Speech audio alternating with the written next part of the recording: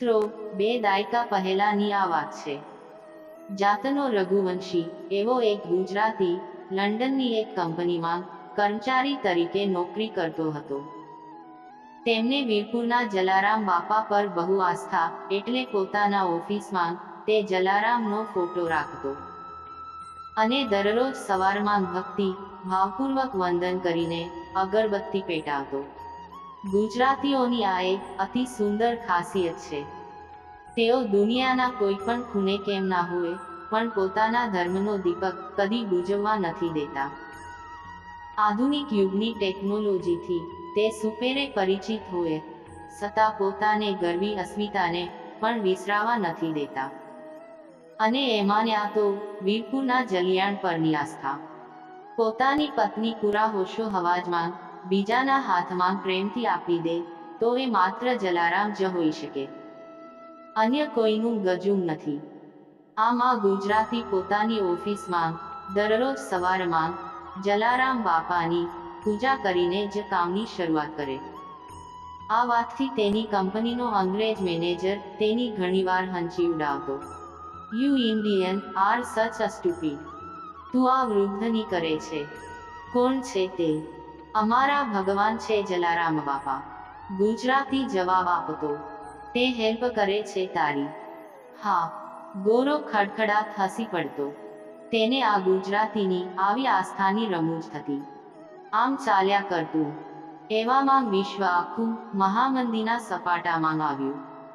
America તો આખું ભરડાઈ ગયું તેમ કહો તો ચાલે. આ મંદીની અસર યુરોપમાં પણ થઈ. લાખો લોકો બેરોજગાર બન્યા. ગંજાવર કંપનીઓના બારણા ધડાધડ દેવાઈ ગયા. ઇંગ્લેન્ડમાં પણ આ મંદીનું લખલખું પસાર થયું. પેલો ગુજરાતી રઘુવંશી જે કંપનીમાં કામ કરતો, તે કંપની પણ મંદીના સપાટામાં આવી. કંપની બહુ મોટી નહોતી, પણ તેના કેટલાય શેર ધૂળ ખાતા પડી રહ્યા. કોઈ શેરહોલ્ડર ના મળ્યા. કંપનીને તાળા લગાડવાનો વખત આવ્યો. એમાં એક દિવસ પહેલો મેનેજર ડૂબતો તો તરનું જાલે એ ન્યાયે ગુજરાતીની ઓફિસમાં આવ્યો. આવીને જલારામ બાપાની છબી સામે ઊભો રહ્યો.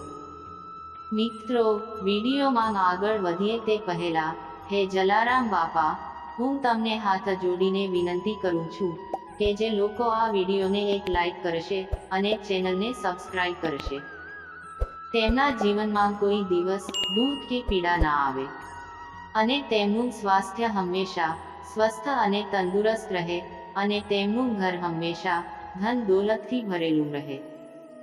તો કોમેન્ટ બોક્સમાં પ્રેમથી જય જલારામ બાપા જરૂરથી લખજો અને તમારા એક મિત્રને આ વિડીયો શેર કરજો. અંગ્રેજે ગુજરાતીને કહ્યું, તું કહે છે ને કે આ તારા ગોળ તારી હેલ્પ કરે છે. અત્યારે આપની કંપની મુશ્કેલીમાં છે, એ મારી હેલ્પ કરશે. હા સર, શ્રદ્ધાપૂર્વક ભક્તિ કરો તો એની કૃપાને કોઈ સરદોના સીમાડા નથી નડતા. અચ્છા, મારે એને કેટલા પાઉન્ડ આપવા પડશે? સર, એ તમારા પાઉન્ડનો ભૂખ્યો નથી. અંગ્રેજે કહ્યું, મતલબ તમારે વીરપુર જવું પડશે અને બાપાના મંદિરમાં શ્રીફળ અને અગરબત્તી ધરવા પડશે. એનાથી વધુ કસાની એને જરૂર નથી. ઓહ, ગોરો મેનેજર આવી વિચિત્ર વાતથી અચંબિત થયો અને ખુશ પણ. કારણ આમાં એને જાજો ખર્ચો કરવાની જરૂર નહોતી. મેનેજરે જલારામ બાપાના ફોટા સામે 2 હાથ જોડીને માનતા માની. આ વાતને 2-3 મહિના વીતી ગયા અને જાણે જલિયાણની કૃપા ઉતરી. કંપની ફરી એકવાર ધમધમવા લાગી. શેરહોલ્ડરો મળવાથી શેરો વહેંચાવા લાગ્યા. મેનેજર ખુશ થયો. આ તારા ગોળ ખરેખર માઇન્ડ બ્લોઈંગ છે હો. એને પ્રે કરવાથી આપણી કંપની ફરી દોડવા લાગી. એ તો એની કૃપા સર. પણ તમે કરેલા વાયદા મુજબ હવે તમારે વીરપુર જવું પડશે. એકચ્યુઅલી હમણાં મારી પાસે ટાઈમ નથી. મેનેજર જરાક થોથવાયો. આમે હવે ગરજ પતી ગઈ હતી ને? અરે પણ સર, માત્ર 3 જ દિવસનું કામ છે ઇન્ડિયા જવામાં. ઓકે, બટ મારી બેબી હમણાં ઇન્ડિયાની ટૂર પર જવાની છે. એણે જીદ લીધી છે એને આ ગોળના ટેમ્પલ પર જવાનું કહી દઉં તો ચાલશે? હા ચાલે. મેનેજરે પોતાની 20 વર્ષની જુવાન દીકરીને વાત કરી કે તું ઇન્ડિયા જા તો ભલે, પણ પહેલા તારે વીરપુર જઈ જલારામ બાપાના મંદિરે શ્રીફળ અગરબત્તી ધરવાના છે. છોકરીને કોઈ વાંધો નહોતો. ફ્લાઇટમાં તે મુંબઈ આવી. બપોર પછી મુંબઈથી રાજકોટનું ફ્લાઇટ પકડી તે રાજકોટ આવે ત્યારે સાંજ ઢળી ચૂકી હતી. છોકરીએ રાજકોટથી વીરપુર જવા માટે વેરાવળ સોમનાથનો વીરપુર થઈને જતી બસ પકડી. સતત મુસાફરીને કારણે તે થાકી ગઈ હતી. બસ ચાલવા લાગી એવી જ તેને ઊંઘ આવી ગઈ અને વીરપુર ઉતરવાનું સુકાઈ ગયું. બસ પહોંચી વેરાવળ. અડધી રાતના મજલે આ જુવાન છોકરી વેરાવળના બસ સ્ટેન્ડમાં આંટા મારવા લાગી. તેને અંદાજો તો આવી ગયેલો કે પોતાને ઉતારવાનો હતું તે સ્ટેશન પાછળ રહી ગયું છે. બસ સ્ટેન્ડમાં તેણે એક યુવાનને પૂછ્યું, I want to go Virpur at Jalaram temple. યુવાન સમજી ગયો.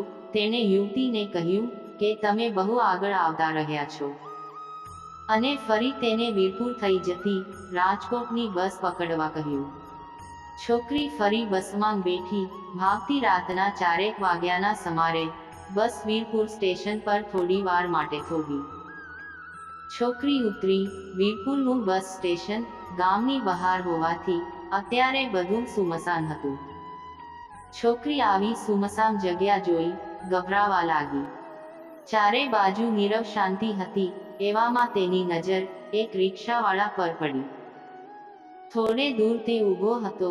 છોકરી તેની પાસે આવી. I want to go Jalaram temple. છકડાવાળો મવાલી જેવો જણાતો હતો. તેની આંખો જોતા જણાય આવે તેનામાં લુચ્ચાઈ ભરી હતી. ઇંગ્લિશમાં બોલાયેલા વાક્યને તે પૂરા તો ના સમજી શક્યો, પણ એટલી ખબર પડી કે આ છોકરી જલારામ મંદિરે જવા માંગે છે. તેણે છોકરી સામે નજર કરી. તેનો દૂધ જેવો રૂપાળો ચહેરો જોયો, હાથમાં રહેલો સામાન જોયો. તેને આ યુવતી વિદેશી લાગી અને તેના પેટમાં પાપ જાગ્યું.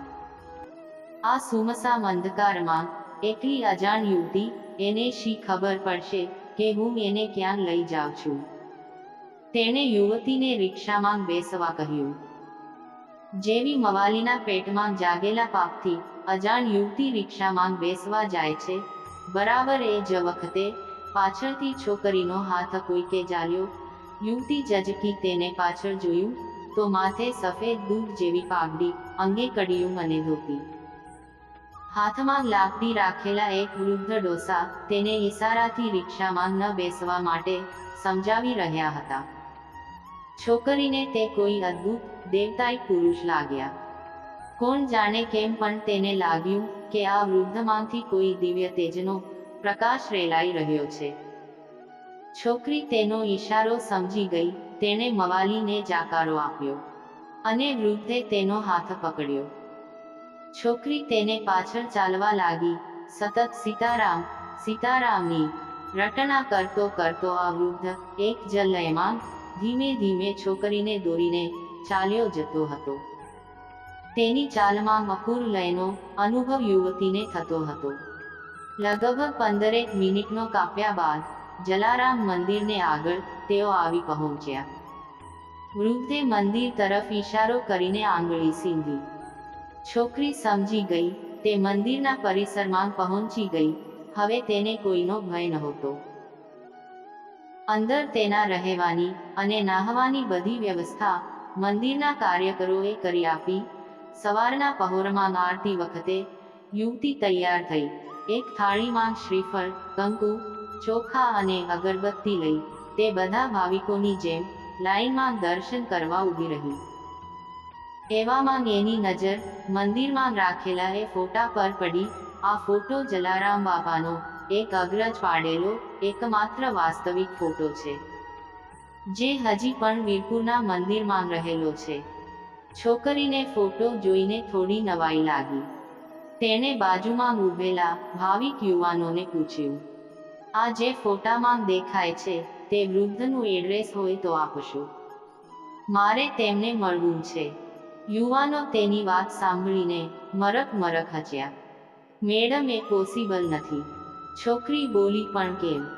આ માણસે જ મને રાતે બસ સ્ટેન્ડથી અહીં સુધી પહોંચાડીને મારી મોટી હેલ્પ કરી હતી. મારે તેને થેન્ક યુ કહેવું છે. યુવતીના અવાજમાં અધીરાઈ હતી. એક યુવાને કહ્યું, મેડમ, આ બાપા તો મરી ગયા, એને દાયકાઓ વીતી ગયા છે. છોકરી બોલી, રિયલી? ઓહ માય ગોડ, આ મરી ચૂકેલા માણસે મારી હેલ્પ કરેલી. એ અંગ્રેજ યુવતીના હાથમાંથી થાળી પડી ગઈ. એને આજ પહેલીવાર અનુભવ થયો કે ભારતના સંતોની શું તાકાત હોય છે. આ દેશના સંતોની કૃપા દુનિયાના ગમે તે દેશના, ગમે તે ધર્મના લોકો પર વરસે છે. મર્યા પછી પણ માનવતાનો દીપક અખંડ રાખવાની તાકાત છે આ દેશના, આ ભૂમિના જોગીઓમાં. મિત્રો, આ સત્ય ઘટના આપને પસંદ આવી હોય તો વિડીયોને એક લાઈક કરજો, ચેનલને સબસ્ક્રાઇબ કરજો અને બાજુમાં આપેલ બેલ આઇકોન પ્રેસ કરી ઓલ પર સિલેક્ટ કરી લેજો, જેથી તમને વિડીયો નોટિફિકેશન સૌથી પહેલા મળતી રહે. અને કોમેન્ટ બોક્સમાં જય જલારામ બાપા જરૂરથી લખજો. વિડીયોને છેલ્લે સુધી જોવા બદલ આભાર.